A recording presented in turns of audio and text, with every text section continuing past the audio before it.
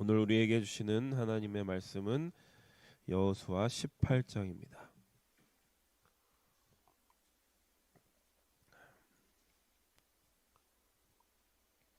여호수아 18장 1절에서 28절까지 말씀입니다. 이스라엘 자손의 온 회중이 실로에 모여서 거기에 회막을 세웠으며 그 땅은 그들 앞에서 돌아와 정복되었더라. 그러나 이스라엘 자손 중에 그 기업의 분배를 받지 못한 자가 아직도 7지파라. 여호수아가 이스라엘 자손에게 이르되 너희가 너희 조상의 하나님 여호와께서 너희에게 주신 땅을 점령하러 가기를 어느 때까지 지체하겠느냐. 너희는 각 지파에 3사람씩 선정하라. 내가 그들을 보내리니 그들은 일어나서 그 땅에 두루 다니며 그들의 기업에 따라 그 땅을 그려 가지고 내게로 돌아올 것이라. 그들이 그 땅을 7부분으로 나누되 유다는 남쪽 자기 지역에 있고 요셉의 족속은 북쪽에 있는 그들의 지역에 있으니 그 땅을 7부분으로 그려서 이곳 내게로 가져오라. 그러면 내가 여기서 너희를 위하여 우리 하나님 여호와 앞에서 제비를 뽑으리라. 레위 사람은 너희 중에 분깃이 없나니 여호와의 제사장 직분이 그들의 기업이 됨이며 갓과 르우벤과 므낫세 반지파는 요단 저편 동쪽에서 이미 기업을 받았나니 이는 여호와의 종 모세가 그들에게 준 것이니라 하더라. 그 사람들이 일어나 떠나니 여호수아가 그 땅을 그리러 가는 사람들에게 명령하여 이르되 가서 그 땅으로 두루 다니며 그것을 그려 가지고 내게로 돌아오라. 내가 여기 실로의 여호와 앞에서 너희를 위하여 제비를 뽑으리라 하니 그 사람들이 가서 그 땅으로 두루 다니며 성읍들을 따라서 7부분으로 체게 그려서 실로 진영에 돌아와 여호수아에게 나아오니 여호수아가 그들을 위하여 실로의 여호와 앞에서 제비를 뽑고 그가 거기서 이스라엘 자손의 분파대로 그 땅을 분배하였더라. 베냐민 자손 지파를 위하여 그들의 가족대로 제비를 뽑았으니 그 제비 뽑은 땅의 경계는 유다 자손과 요셉 자손의 중간이라.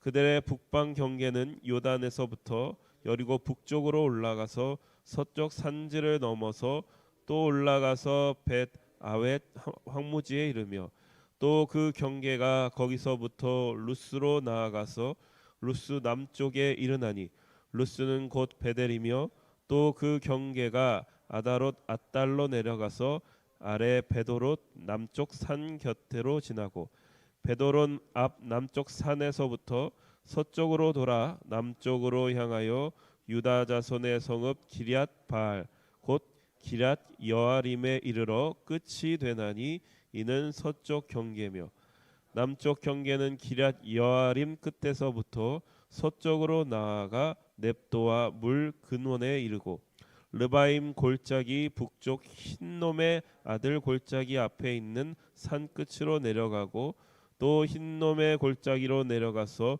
여부스 남쪽에 이르러 엔 로겔로 내려가고 또 북쪽으로 접어들어 엔 세메스로 나아가서 아둠밈 비탈 맞은편 글린롯으로 나아가서 르우벤 자손 보안의 돌까지 내려가고 북으로 아라바 맞은편을 지나 아라바로 내려가고 또 북으로 벳 호글라 곁을 지나서 요단 남쪽 곁에 있는 여메의 북쪽 해만이 그 경계의 끝이 되나니 이는 남쪽 경계며 동쪽 경계는 요단이니 이는 베냐민 자손이 그들의 가족대로 받은 기업의 사방 경계였더라.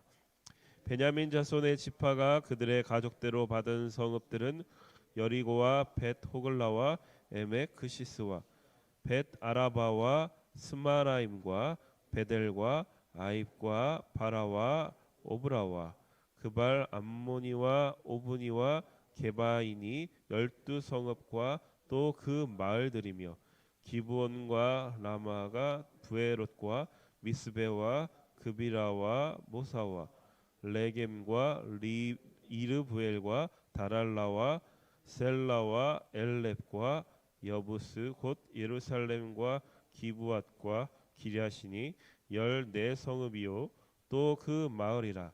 이는 베냐민 자손이 그들의 가족대로 받은 기업이었더라. 아멘.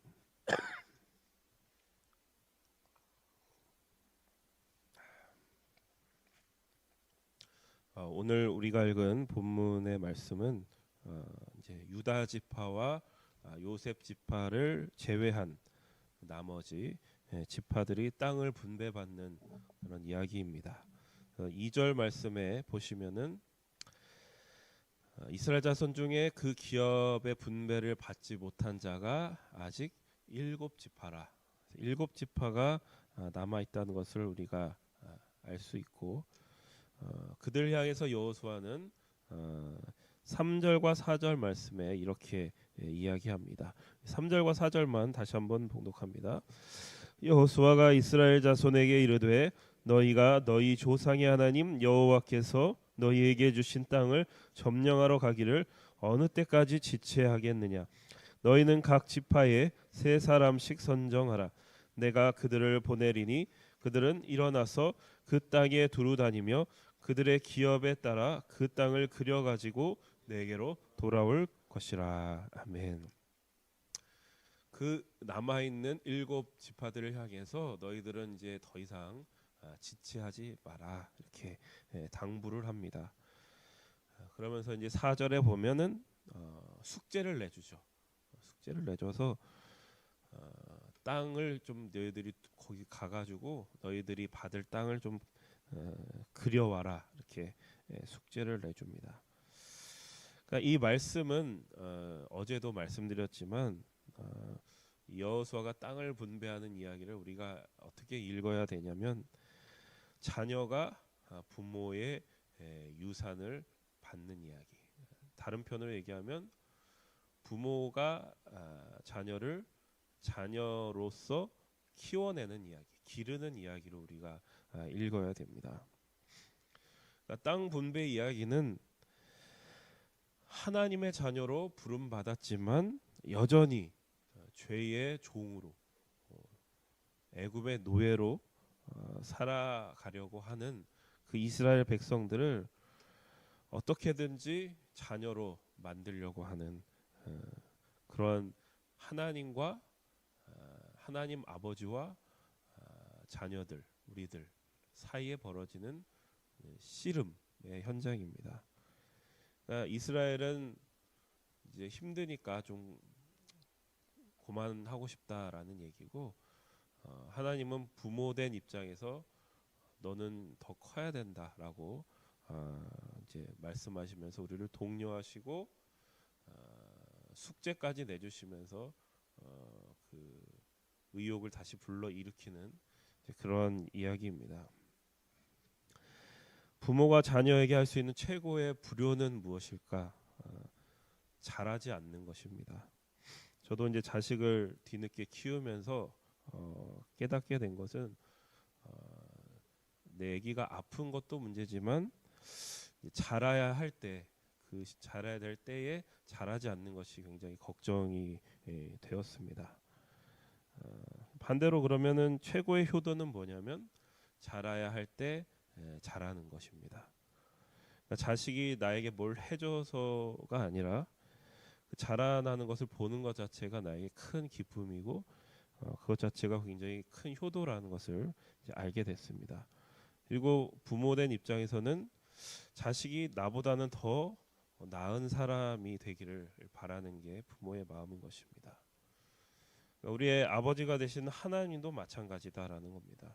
우리가 자식된 입장에서 아버지 하나님께 짓는 죄는 무엇이냐면, 물론 우리가 가장 잘 알고 있는 우리가 하지 말아야 될 것을 하는 그런 행동, 도덕적인 잘못입니다. 근데 성경을 잘 보시면 하나님이 우리에게 요구하는 게 마냥 단지 그런 도덕적인 사람이 아니라는 것을 우리가 알 수 있습니다. 도덕의 최선은 뭐냐면은 잘못을 안 하는 데 있습니다. 그러니까 하나님 우리에게 도덕을 요구하신다면, 그걸 목표로 하신다면은 우리는 잘하는 것보다는 실수하지 않으려고 하고 잘못을 안 하는 것에 더 치중해야 될 것입니다. 그러나 하나님은 우리에게 계속해서 말씀하시면서 나는 너희를 도덕적인 사람 정도가 아니라 내 자녀로 너를 불렀다라고 계속해서 말씀하십니다. 그러니까 우리가 하나님의 자녀로 부르심을 받았기 때문에 단지 잘못을 하고 실수를 하고 그런 것뿐만이 아니라 우리가 자녀로서 살아가지 않는 게 하나님 앞에 죄가 된다는 사실을 기억하셔야 됩니다. 그러니까 교만한 것도 죄가 되지만 태만한 것도 죄가 된다. 교만이라는 것은 하나님이 하실 일을 인간이 하겠다고 이렇게 덤비는 게 교만이라고 한다면, 태만은 뭐냐면 내가 자녀로서 살아가야 되는데 자녀로서 해야 될 일 하지 않고 자꾸 자녀가 아닌 종, 노예와 같이 살아가려고 하고 그 노예로 머물려고 하는 것. 그러니까 자녀로 살아가지 않는 것이 죄가 되는 것입니다. 하나님은 종으로 살고 있는 이스라엘에게 땅을 유업으로 약속하셨습니다. 그 땅을 차지하기 위해 싸워야 된다. 계속해서 싸워야 된다. 그러니까 이게 뭐냐면은 너희는 종이 아니라 너희는 내 자녀다라고 하는 그런 하나님의 부르심이고 이끄심인 것입니다. 내가 잘하면 상 받고 못하면 벌 받고 내가 한 만큼의 대가를 받고 보상을 받고 하는 것은 종과 노예가 주인에게 바라는 그러한 요구이고 삶의 방식입니다. 그러나 자녀는 그것과는 다르게 당장에 내 눈앞에 보이는 이익이나 보상에만 치중하지 않는다는 데 있습니다. 성경은 자녀를 하나님의 상속자라고 얘기합니다. 장차 유산을 받을 상속자다. 하나님의 영광이 곧 나의 영광이요 하나님의 명예가 곧 나의 명예입니다.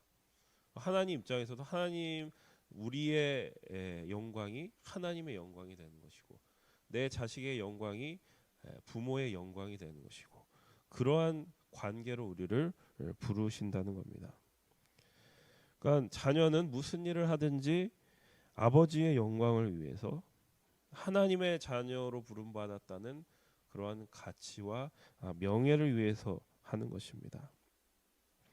그러한 정체성으로부터 나오는 용기가 우리 인생 속에서 수없이 닥쳐오는 많은 위험들과 많은 불안한 그런 것들을 이겨낼 수 있는 그러한 감수하게 하는 그런 힘이 되는 것입니다.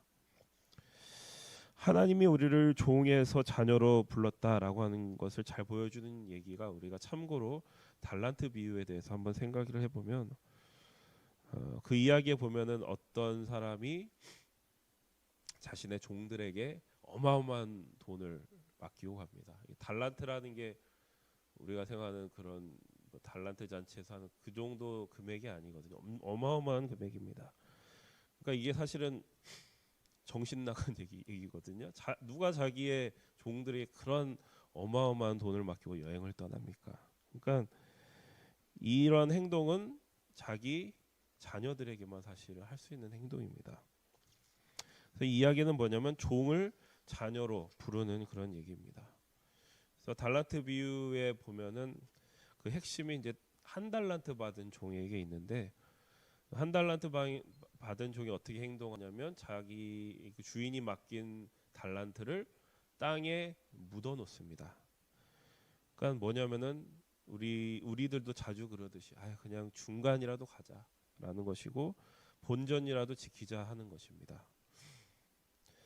근데 이러한 행동이 우리가 도덕이라는 범주 안에서는 전혀 문제될 것이 없습니다. 오히려 돈을 허튼 데 쓰지 않고 어쨌든 본전이라도 까먹지 않았다는 면에서는 칭찬받아야 될 그런 행동이 될 것입니다. 근데 하나님께서는 그 주인은 여행에 갔다 와서 그 한 달란트 받은 종을 엄하게 꾸짖습니다. 악하고 게으른 종아라고 하십니다. 왜냐하면 하나님은 우리를 자녀로 부르고 계시기 때문에 그렇습니다. 부모가 자녀에게 원하는 것은 뭐냐면 자라나는 것인데, 자라나려면은 계속 해봐야 되는 것입니다. 제 아들도 지금 걸음마를 하는데, 걸음마를 하려면 계속 해봐야 되고 수없이 넘어져야 됩니다. 그러니까 부모 입장에서는 자녀에게 해봐, 계속 해봐, 실수해도 괜찮으니까 계속 해보자, 이렇게 말을 합니다. 그러니까 이게 부모가 자녀에게 하는 얘기입니다. 그러니까 부모 입장에서는 자녀가 실수하고 실패하는 건 괜찮아도 해보지도 않고 포기하는 것은 참을 수가 없습니다. 실패가 두려워서 시도조차도 안 하려고 하는 그런 자녀를 두고 마냥 방치할 수 있는 부모는 없습니다. 그러니까 이게 바로 오늘 본문에서 드러난 하나님 아버지의 말씀입니다. 3절에 보면은 이렇게 얘기합니다. 너희 조상의 하나님 여호와께서 너희에게 주신 땅을 점령하러 가기를 어느 때까지 지체하겠느냐. 그러니까 부모가 자녀에게 하는 얘기입니다. 그러니까 당장 네가 땅을 점령하지 않아도 좋으니까 차근차근 해보자, 이런 겁니다. 그래서 4절에 보면은 땅을 그려오라는 얘기가, 네가 지금 당장 걸을 수는 없으니까 일단은 기기라도 해보자, 차근차근 해보자. 그러니까 오늘 여러분을 하나님의 자녀로 부르신 그 하나님 아버지의 마음이 이 본문 속에 담겨 있는 것입니다. 하나님의 자녀로서 더욱더 적극적으로 실수를 안 하는 것에가 아니라 실수를 하더라도 자라날 수 있는 것으로 하나님은 우리를 계속해서 인도하시고 또 그 자리로 밀어 올리신다는 것을 여러분을 기억하셔야 됩니다. 하나님 우리를 종이 아니라 하나님의 자녀로 부르셨습니다. 그래서 우리가 오늘 하루 어떤 일을 하든지 이러한 사실을 기억하시고, 나의 정체성이 자녀라는 사실에 있다는 사실, 나의 모든 행동이, 나의 모든 생각이 그 자녀라는 나의 정체성으로부터 나올 수 있게 여러분들이 하나님께 기도하시고 그러한 길로 가시기를 주님의 이름으로 축복합니다. 기도하겠습니다. 우리를 자녀로 불러주신 주님 감사합니다. 우리는 세상에 휩쓸리기 쉽고 내가 누구인지 내 정체성을 잊고 살아갈 때가 많이 있습니다. 정신없이 살다가 세상의 노예로 사는 것도 모른 채 살아갈 때가 많이 있습니다. 그러나 오늘 본문을 통해서 우리를 종에서 자녀로 부르신 하나님 아버지의 마음을 확인했습니다. 내가 얼마나 영광스럽고 가치 있는 존재로 부르심을 받았는지 확인했습니다. 주님, 오늘도 이 세상 속에서 하나님의 자녀답게 살 수 있도록 주님 인도하여 주시옵소서. 잘못을 안 하는 것으로 만족하지 아니라 내가 해야 할 일, 자녀로서 해야 할 일을 할 수 있도록 날마다 자라나는 저희들이 되게 하여 주시옵소서. 예수님의 이름으로 기도드립니다. 아멘. 합심해서 기도하겠습니다. 성령의 능력으로 하나님 나라를 증언하고 살아내게 하소서. 하나님의 말씀이 기준이 되게 하소서. 질병, 전쟁, 자연재해, 가난, 억압으로 고통당하는 사람들을 치유하여 주소서. 거룩한 습관을 형성하여 균형 있는 성장을 이루게 하소서. 다음 세대에게 하나님 나라 복음을 전수하게 하소서. 우리 이 기도 제목 가지고 합심하여 기도하시고 개인 기도하시고 돌아갑니다. 기도하겠습니다.